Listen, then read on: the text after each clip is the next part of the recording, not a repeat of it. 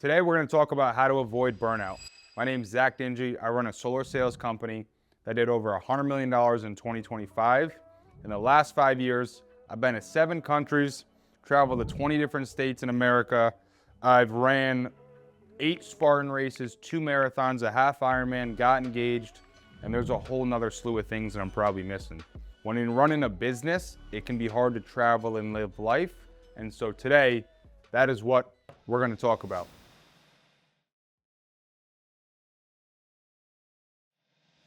How to avoid burnout. Step 1, let me give you the first fake thing that's not real that people tell you about. It's a common word that people like to say today, balance. The modern definition of balance, I think, is just completely skewed, and it's very hard to have balance when you're trying to grow a business or when you're trying to be a sales leader. I think the right way to think about this is to integrate, which we're going to talk about at step 2. But let me first just explain kind of how I look at balance so I can make it make sense. When you look at balance on a shorter timeline, so when you look at balance on a daily timeline, this is where I think people go wrong. It's very, very, very, very hard to have balance every day and every week, right? Like if you look at your whole week's worth of work, if you're growing a company and you're in those beginning stages, or you're growing a sales office, it's usually heavily persuaded or heavily adjusted to working a lot and not spending a lot of time doing other things. So I think the wrong way, weekly, the wrong way to look at balance is on a short timeline like daily or weekly, because it's just not going to work out the way you want it to most of the time. And I think most people would agree with that. The right way to look at balance, I think, is yearly and decades. I know that sounds pretty insane as to think, well, does my year have balance or does my decade? But there are seasons of life, and there's going to be times in any job really, but really in sales leadership or business, where Q4 for us in solar, Q4 for us this year, everybody's trying to get the tax credit and be installed before December 31st. We grew by 50% in the last quarter. We did 50% more than we did last Q4 because of everyone trying to get installed. So when you have that kind of a quarter, it's much harder to take time off or do certain things. You're in the office, you're stressed more, things are going wrong, you're fixing problems. I'm the president of sales and I installed 3 or 4 different systems this year because I had to get on roofs because we didn't have enough people to do the installs. So when I look at that on a year, you could say Q4, my balance was all jacked up and it was really hard to do anything else but work. But then when you look at the quarter before that, I went to Italy, I went to one of my manager's weddings, I traveled a lot more, I ran the Ironman, I had much more time. So when I look at it like that, you can say, well, my year was pretty balanced. And then on top of that, for some people, if you go out even farther, the first 7 years in business may be really, really hard and a lot of time consuming. But then the next 7 years, you may have a $2 million a year stream of income now because you've built your company. And so now if you look at the last 15 years of my life, the first 7 years kind of sucked, but then the next 7 years were phenomenal. So if you want to have balance, don't look at such a short timeline because this is very hard to achieve, almost impossible. The longer the timeline, typically the more balance you're going to have. And really, if you want to go all the way to the extreme, you should have a balanced life, but when you're young and you're 20 years old, you're probably going to have to be in college, working a full-time job outside of college, going to class, and drinking beer on the weekends. Well, that's not really balanced. Later on in life, you might be 50 years old, and you might be kind of starting to retire and working a lot less. So there's different seasons of life that you have to account for. So look on a longer timeline, not a shorter timeline. That's balance. Number 2, integrate. The word wealth comes from an old English word called weal, which meant to have welfare or to be in good health.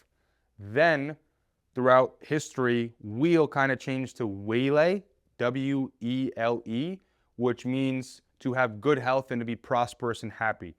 Now, the modern version of that word has turned into wealth. And wealth, when we think about it, we think lots of money and big houses, yachts, stuff like that. The word wealth for me, I think wealth means more of what it used to, which is really, if I can define it into a word, it'd be whole. I want to have wholeness. I want to have money, happiness, family, all those things, right? So when I look at integrating, here's my 5 F's that I look for. 5 F's. 1, family. I'm concerned with how much time do I spend with my family and my friends, really. You can put family/friends, your relationships with your people. Number 2 is finances. How much money am I making? How much am I keeping? What am I doing with it? Number 3, fun. You got to have fun with what you're doing or else you will get burnt out. So number 3, fun. Number 4, fitness. Am I in shape? And number 5 is faith. So I tell you this part right here because to integrate means to me, I want to integrate into my life and into my world all of these things to make myself successful. So sometimes I will be imbalanced, like what I said before, balance is not really a real thing in a short timeline. Some days I'm gonna work a lot and I'm not gonna spend any time on these other 4. Some days I may have off or I may run an Ironman race and then my whole day is filled with just fitness. Some days I may go to church and may have a whole reset day. So that day is all faith. Some days I may wanna go hang out with my friends all day and go on a trip or do something, and some days are all that. So you have to learn how to integrate all of those things into your life while still being successful. I saw a great post the other day it was like a rage bait post of like hustle porn on social media is like, you got to work 90 hours a week and you got to lock in, you got to do all this crazy stuff to become successful. And so the guy posted, what does a successful person do on Christmas? And you would think it's like, I worked 8 hours and I was in the office and did this, and then you scrolled and it was like, I did whatever I wanted because I plan out my year and I do the things I'm supposed to do when I'm supposed to do them.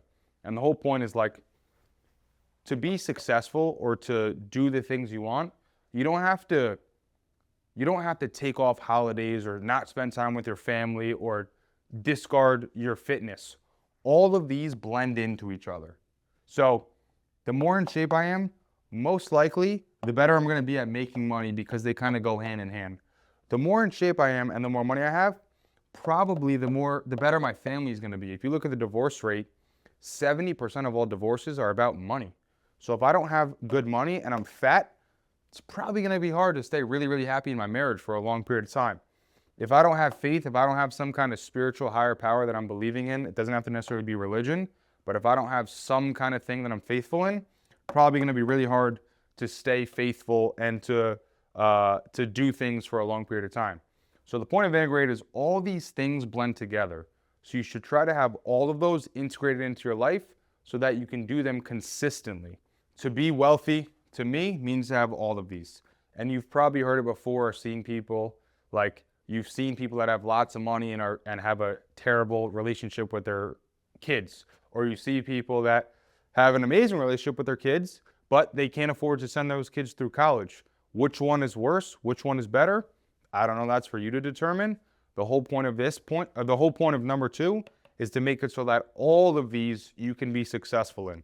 And now every year at the end of the year, I do a review with all the top 15 reps in my company, and I have them grade their 5 F's. So 1 through 10, how do you feel like your fitness was this year? 1 through 10, and I go through this. And this metric to me, usually when someone in our company is really good with finances, it shows that all of these other ones are also really good. When someone's really, really bad with finances and didn't make a lot of money that year, usually the rest of these are not good. So I think all of them blend together. I think these 5 things are the main focus, and you have to figure out how to integrate all of them in your life, because if you do just one and the other ones fail, you kind of don't have the life you wanted when you started this thing. So number 2 is integrate. Number 3, this one, short and sweet, W-I-N. You got to win. If you're winning, it's kind of hard to burn out because you're doing everything you want and you're having a lot of success. And when it's fun, you don't really burn out. So winning, this is the challenging part of winning, is defining that in business. Because winning for a lot of people means growth, success, these things. But it's very hard because a lot of people, I think, they just say those words, manifest, growth, success, and they don't really know what that means to them. And if you don't know what you're aiming at, you're probably not going to get it. So a lot of people will say, you know, I'm winning if my business grows by 20% a year.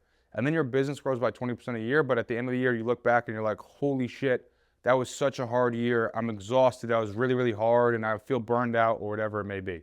So that really wasn't the thing you were aiming for. And so you have to kind of reset and realign your focus. So for winning, winning is different for everyone. I think a synonym to winning in business is the word success. And here's how I define success so that I can make sure I avoid burnout. Success for me is a verb, not a noun. Most people think of success and they think of a destination or a place or a lifestyle that they want. This house, this car, this type of wife, whatever it is. Those are nouns, those are things.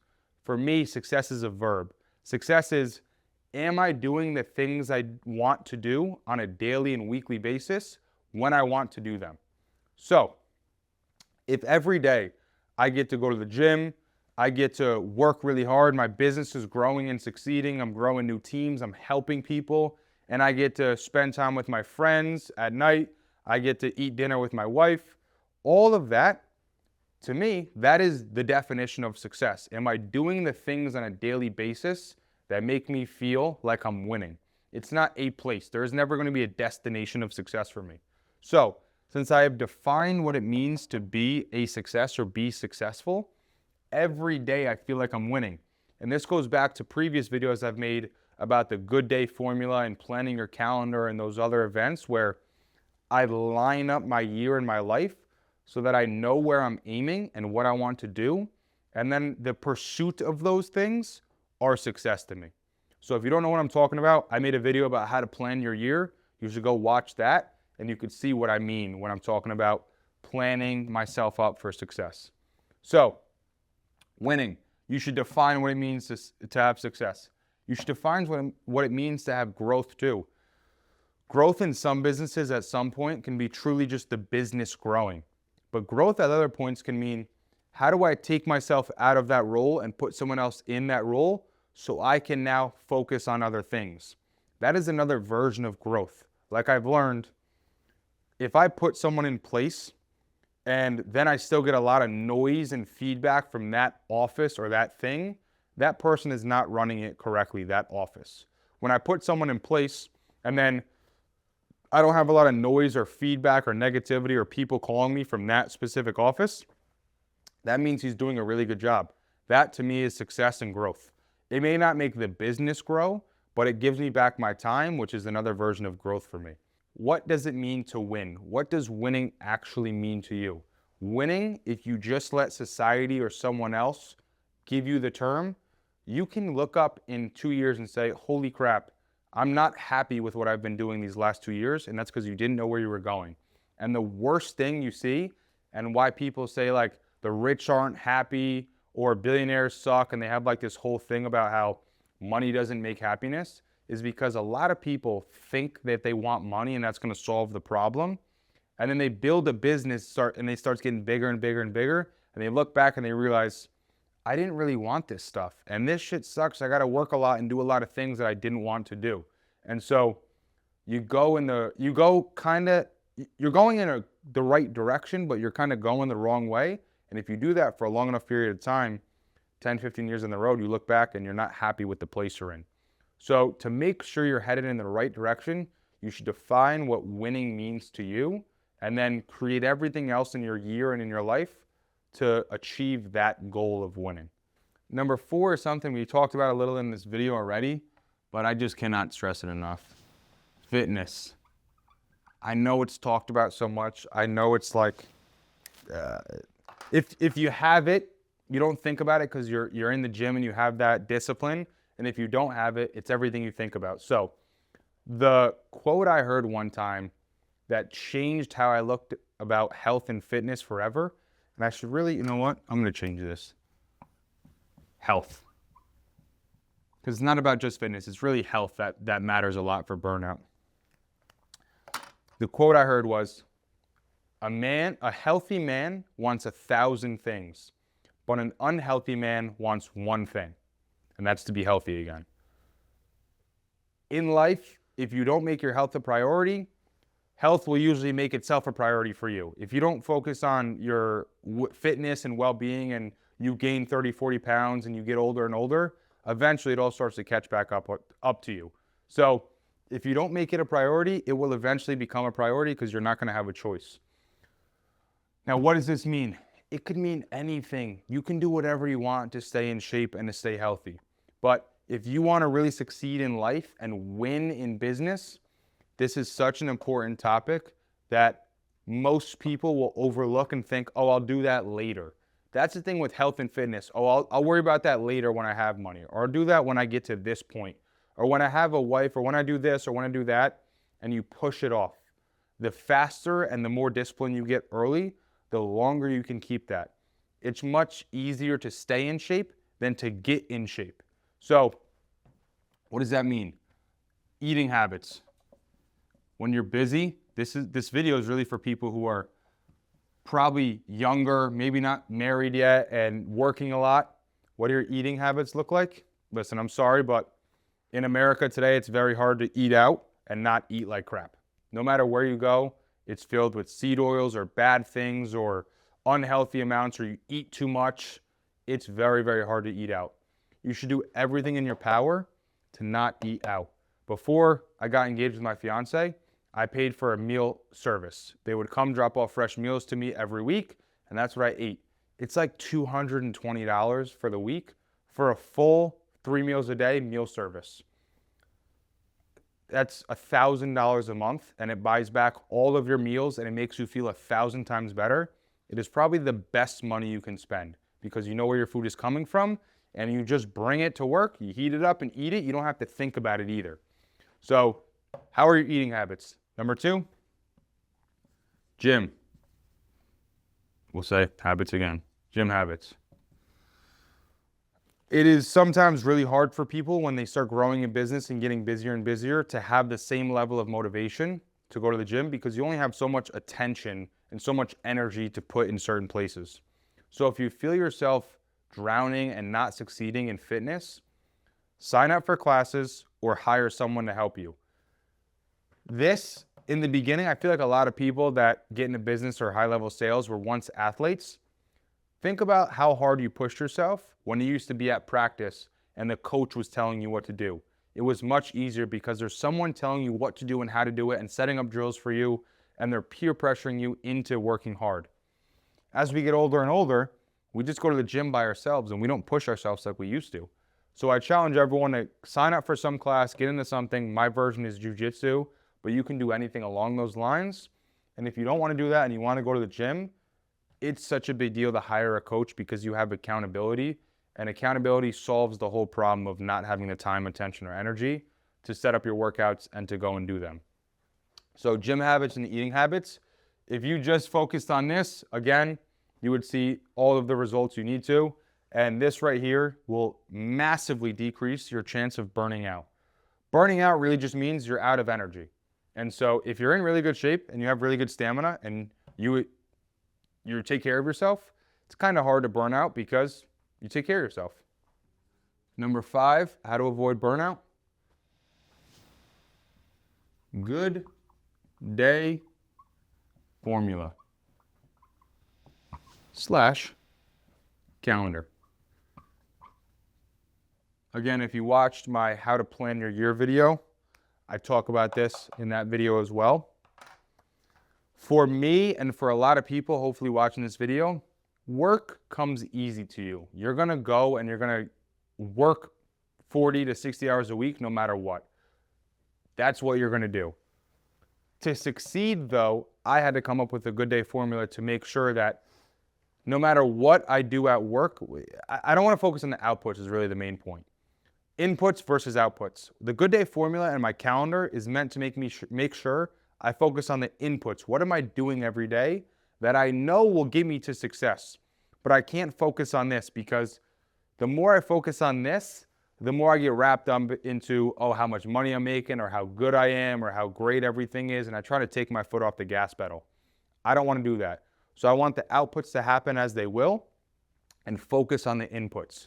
So my good day formula, number 1, have coffee/lunch with friend or new associate.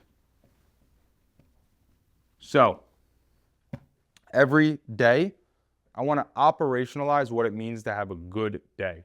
So what are the things I could do on a daily basis that would make it so at the end of a day I could say, oh, I had a good day today?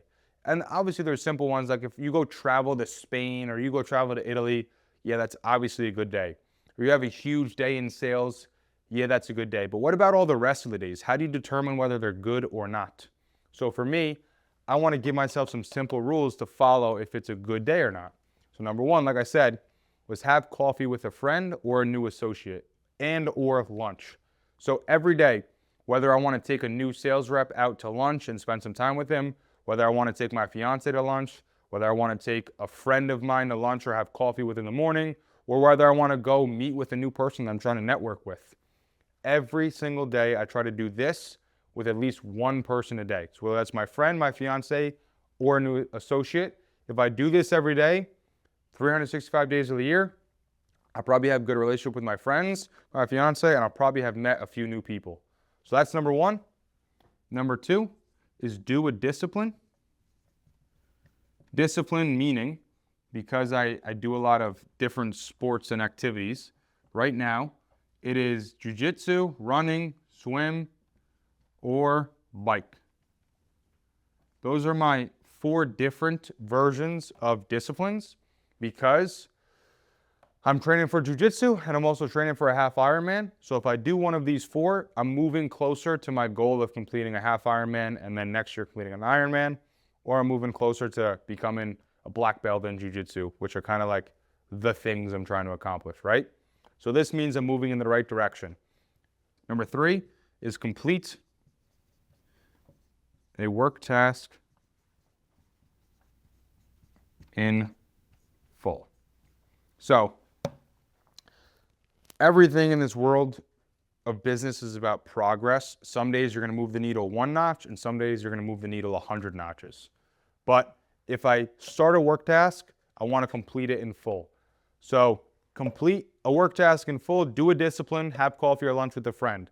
These are my 3 simple things I could do every day to get me to make progress every day in the major categories of my life. Like I said on the last part, with the 5 F's, faith, fitness, fun, family, and finance, these hit 3 of those markers. This is my family/friends, this is my fitness, and this is my finances. These 3 things are big markers of progress for me, and so you should come up with a good day formula and complete. It should be no more than 5 things. You don't want to do that many things. It should be like 2 to 5 things that you do every day. That's my good day formula. And then the other thing is the calendar on this list. To avoid burnout, before the year starts, I buy what's called the Big Ass Calendar. You can find it online if you type that in. And I'm not affiliated to them. It's just what I found is the best tool. It's called the Big Ass Calendar, and it's a huge calendar that goes on my wall. And I literally sit there with my fiance and I plan out the trips we're going to take this year, the big events we have. I put in there any big purchases I'm going to have. I put in there big life events that are going to have. We're getting married this year. So I put in the wedding. I put in we're going to Dubai this year. I put in when we go to Costa Rica in a couple weeks. I put in weekend little small trips we're doing. I put in a purchase. So this year I'm buying a new bike for the Ironman training. So I put that in there. What day am I doing that? And I literally draw out my entire calendar as much as I possibly can to make it so that I can create my life and not the other way around. I don't want my calendar to just happen as it goes and years to go by and say, I've always wanted to skydive, or I've always wanted to travel here or do this or do that. I put it in my calendar in the beginning of the year, and then I stick to my calendar. And then the work just comes as the work comes. So that's the last part to avoiding burnout. Burnout's an interesting thing. It's hard to burn out if you're really doing what you love, but sometimes no matter how hard you work and how much you love what you do, you just kind of feel like you're running on a rat race and you're running on a hamster wheel. So you should do these 5 or 6 things that I listed here to help it so that you can avoid burnout as much as you can. For me, I like to do fitness challenges and I like to travel. Those are my 2 that just seem to be, no matter how much of those 2 I do, I don't get tired of it. Every time I go to jiu-jitsu, I feel like a new person after. Every time I complete a half Ironman or do some of this stuff, I feel like a new person after. So for you, I want you to comment, what do you struggle with right now and what seems to make you burn out? And then I want you to also put next to that, how are you going to avoid it this year? Which one of these 6 things do you think is the most important to avoid burnout for you? So until then, I'll see you next time. Thanks for watching.